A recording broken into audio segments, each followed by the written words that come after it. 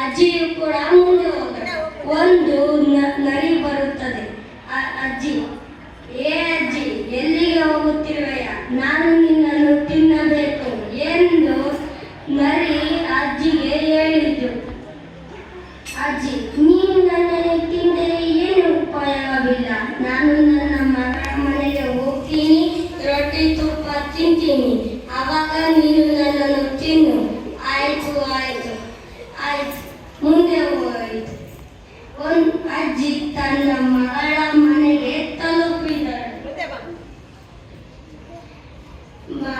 ಒಂದು ತಿಂಗಳು ಮಗಳ ಮನೆಯಲ್ಲಿ ಇದ್ದು ಊಟವನ್ನೆಲ್ಲ ತಿಂದು ಅಜ್ಜಿ ನಿಜವಾಗಲೂ ಒಂದು ಸ್ವಲ್ಪ ದಪ್ಪವಾಗಿರುತ್ತಾಳೆ.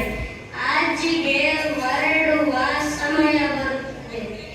ಆವಾಗ ಅಜ್ಜಿ ತನ್ನ ಮಗಳಿಗೆ ಹೇಳುತ್ತಾಳೆ, ಮಗಳೇ, ನಾನು ಕಾಡಲ್ಲಿ ಹೋದರೆ ನನ್ನ ಎಷ್ಟೊಂದು ಪ್ರಾಣಿಗಳು ತಿನ್ನು